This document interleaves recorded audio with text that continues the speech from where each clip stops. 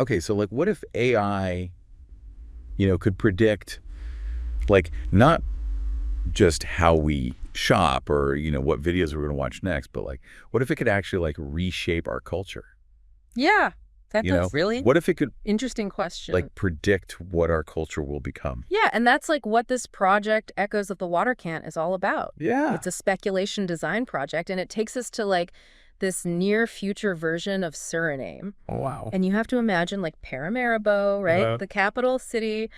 And it's this bustling place, but like green spaces are bumping up against all this like surveillance tech. Okay, so it's like And everywhere you look. a mix of nature and Yeah, exactly. There's like this tension between like the traditional and like the super high tech. And you're walking around and like your personal compliance score is like flashing on every screen you see. So it's kind of like Black Mirror-ish, It is very Black Mirror-ish. but set in Suriname. Exactly. Okay. And it's exploring this like government mandated retraining program that's been designed to like optimize the workforce in Suriname. Wow. So like retraining the entire workforce. Yeah, and what's really fascinating is that they're using this like super advanced AI Okay. to do it. But what's this AI called?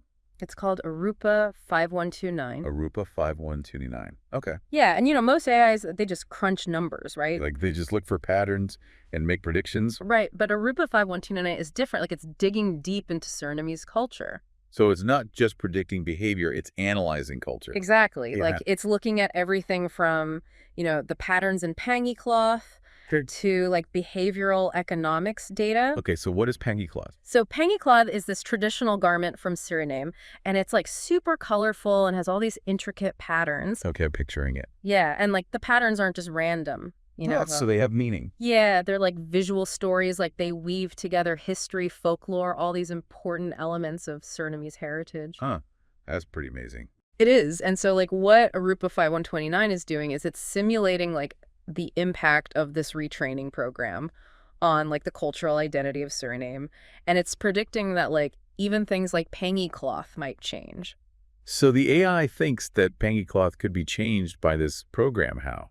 Well, it's suggesting that like the designs might become like simplified, maybe even streamlined, and like maybe they'd even incorporate technology into the fabric. Well, hold on. So you're saying like pangy cloth could end up with like circuits or something woven into it? Yeah, it's like this unsettling idea, like this blending of tradition and technology, but not in a good way. Like it's almost like we're using the cultural richness for the sake of efficiency.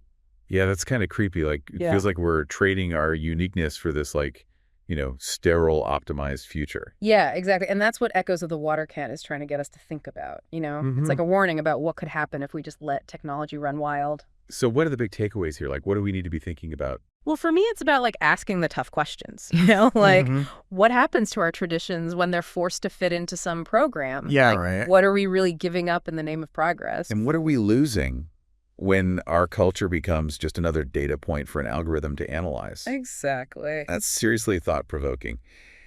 Thanks for like taking us on this deep dive into Echoes of the Waterkant. Of course. It's like a total mind trip, Yeah, If definitely. this episode like got you thinking, tell a friend about it. Huh. Let's all explore these futures together. Yeah, good idea. And thanks for joining us on Exploring Futures. See you.